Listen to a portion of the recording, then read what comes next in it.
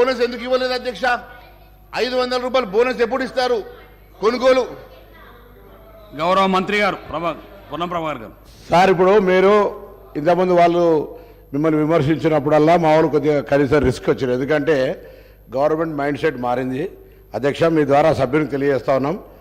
వాళ్ళేమో కేంద్ర ప్రభుత్వం నుంచి నిధులు తెచ్చుకోవద్దు, కేంద్ర గవర్నమెంట్ స్కీమ్స్ని ఇంప్లిమెంట్ చేసుకోవద్దని ఆలోచన ఉంది. కానీ ప్రస్తుత కాంగ్రెస్ ప్రభుత్వము కేంద్రంలో ఉన్న ఫెడరల్ సిస్టాన్ని దృష్టిలో పెట్టుకొని కేంద్రం నుంచి నిధులు తేవడానికి సానుకూలంగా ఉన్నాం. మీరు వీలైనంత వరకు మీరు కూడా రాష్ట్ర ప్రయోజనాలు దృష్టిలో పెట్టుకొని రాష్ట్ర ప్రజల దృష్టిలో పెట్టుకొని మీరు కూడా కేంద్రం నుంచి నిధులు రావడానికి ఏమైనా ప్రయత్నం చేయాలి. కానీ మీరేం చేసారు, మేమేం చేసినా 10 రోజులుగా ఓపిక పడతలేరు. ఎందుకు అధ్యక్ష? మీరు 10 సంవత్సరాల కింద 15,000 ఇస్తారే కాదు, గ్యాస్ దంచుతుంటే లేకపోతే అనేక రకాలుగా మొత్తం దేశాన్ని అమ్మేస్తుంటే మాట్లాడకుండా ఉగునా కొద్ది మీరు ఇట్లా ఈ విధంగా చెప్పుకునే పోతే కాదు కదా అధ్యక్ష. ఇలా దేశాన్ని మొత్తం మేమిద్దరము మాకిద్దరు అన్నట్టు అమ్మేస్తూ ఉంటుంటే మీరు ఇలా మాట్లాడితే ఎట్లా అధ్యక్ష?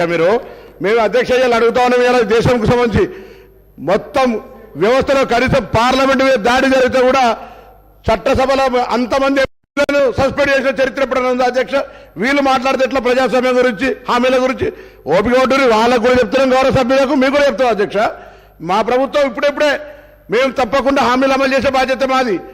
గత 10 సంవత్సరాలుగా ప్రభుత్వ ఆర్థిక పరిస్థితి ప్రజలకు చెప్పాలని ప్రయత్నం చేస్తా ఉన్నాం.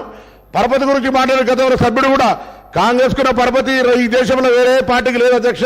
ప్రభుత్వాన్ని నడపడము, పరపతి, గౌరవం కాపాడడం అనేటువంటిది కాంగ్రెస్ పార్టీకి సంబంధించిన ప్రతి నాయకుడికి వెన్నెరతో పెట్టే విద్య. కాబట్టి ఎక్కడ కూడా ఏ ఇబ్బంది లేదు.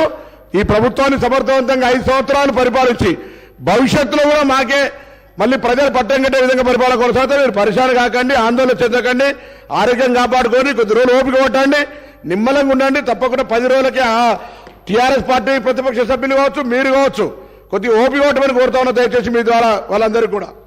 మహేశ్వర్ రెడ్డి గారు, మీరు ఇచ్చిన సమయం కంటే చాలా ఎక్కువైంది. మీరు ఒక్క సెకండ్ లో కంప్లీట్ చేయకపోతే గౌరవ మంత్రి గారికి ఇస్తాను. ఇప్పుడు వారు ఏం మాట్లాడుతున్నారు అధ్యక్ష? సంబంధం ఉన్న సబ్జెక్ట్ మీరు సబ్జెక్ట్ మంత్రి గారు కాబట్టి ఏం మాట్లాడినా మీరు మైక్ ఇస్తారు, మంత్రి గారు కాబట్టి ఏం మాట్లాడినా నడుస్తుంది. కంప్లీట్ చేయండి.